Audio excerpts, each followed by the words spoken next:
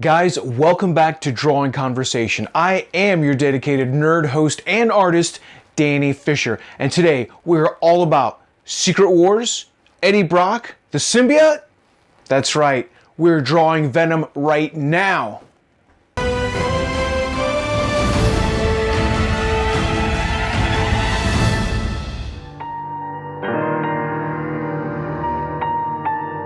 So today, guys, we are talking about one of the coolest villains of all time. We are talking about Venom. Now, you can't talk about Venom without talking about Secret Wars issue number 8, printed in December 1984. One of the most iconic covers of comic books of all time. Well, in my humble opinion. This is written by Jim Shooter and art by Mike Zeek and Bob Layton. In the pages of Secret Wars, we come to find how Spider-Man discovers the symbiote. You see, Spider-Man was taken along with virtually all the heroes and villains of the main Marvel Universe, teleported to a kind of a battle royale for the amusement of a being known only as the Beyonder. But the origins of the Beyonder is an entirely different ball of wax. While fighting on Battleworld, yeah, that's right, the planet is called Battleworld because comics, okay? Spider-Man's famous red and blue suit is damaged beyond repair, and Spider-Man is forced to find a new costume. And what he finds is the symbiote, a liquid that quickly envelops his body. Now, there's a line in the sand here, people, because at this point we do not have Venom, at least not yet. You see, the symbiote was imprisoned on Battleworld by its own species because it sought to live in harmony with its host rather than drain it of adrenaline, and in effect, killing the host and moving on to another. Because of this, its own species thought its ideas mad and imprisoned it there on Battleworld. And there it sat, imprisoned, waiting until Peter Parker just happened to come in contact. And this suit, man, still one of the coolest looking suits Peter has ever worn. Not only does the symbiote greatly amplify Peter's strength and speed, heals him from virtually any wound, as well as giving him almost unlimited webbing. Yes, that's right, unlimited webbing. While I loved Sam Raimi's remake of Spider-Man, sorry, Spider-Man was never able to produce webbing from his body. But rather, Peter Parker had originally discovered a formula for webbing that had the same tensile strength as a spider's web, because Peter was that kind of a genius. Now, more on the symbiotic suit. This suit was able to shapeshift and transform into whatever Peter wanted.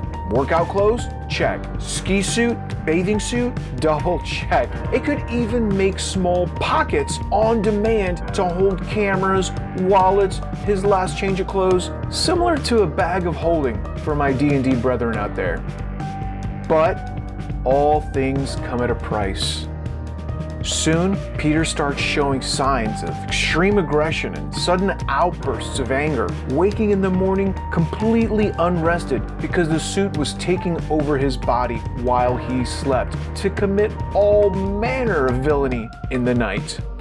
To make things worse, Peter discovers that the symbiote is attempting to permanently bond to his body, and Peter is definitely not ready for that level of commitment. With the help of Mr. Fantastic, aka Reed Richards, Peter is able to remove the symbiote, but the symbiote escapes and finds Peter once again.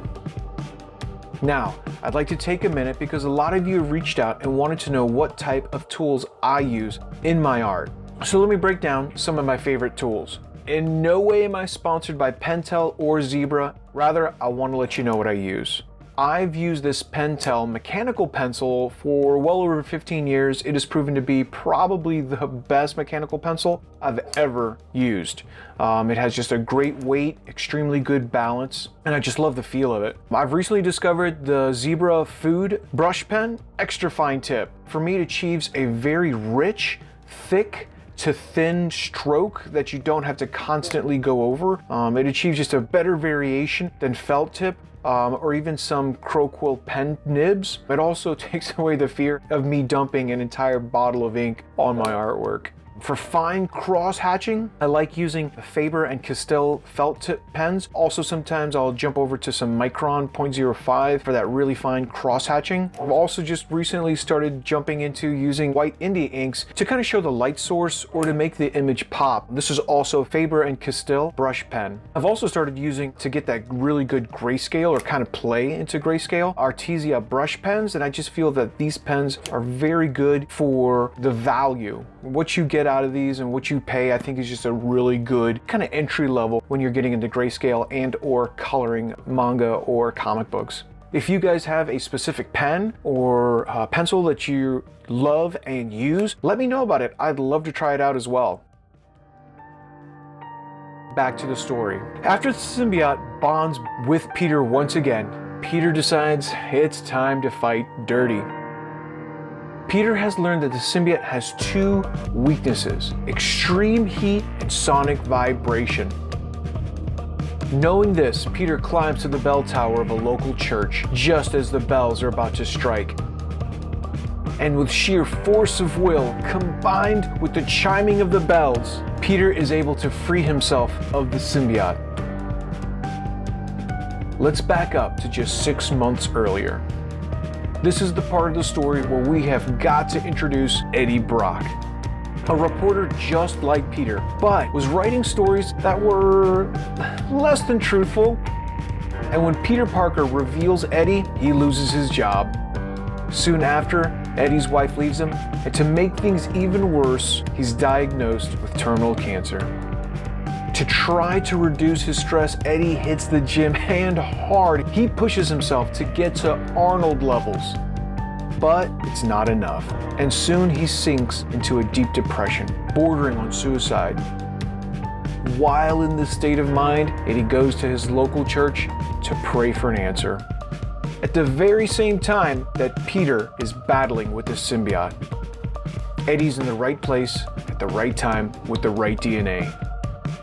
You see, if you're not a compatible match for the symbiote, it will literally tear you apart at the molecular level. Kinda like some of my exes. Not important. What's important is that the symbiote could sense the hate of Peter inside Eddie, and that Eddie was a strong host.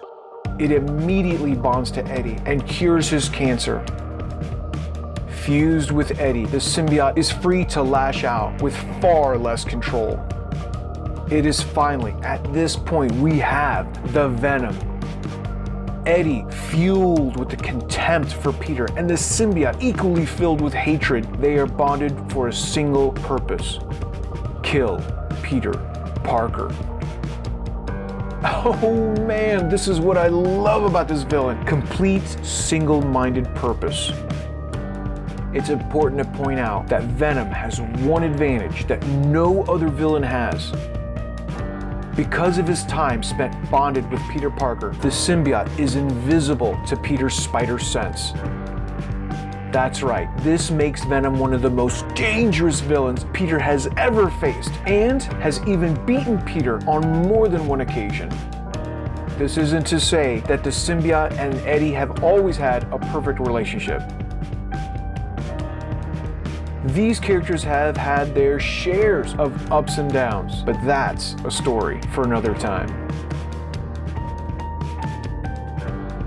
Now folks, please let me know what your favorite Venom moment was, and I will be talking to you soon.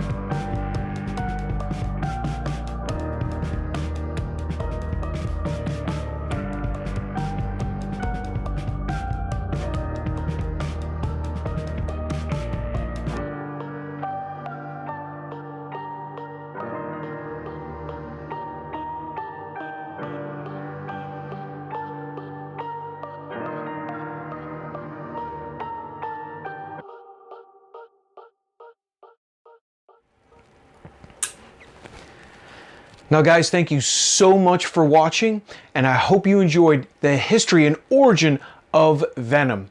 Now, if you would, please subscribe, like, and follow, and leave a comment below. Let me know what kind of characters you want to see, and I will talk to you again soon.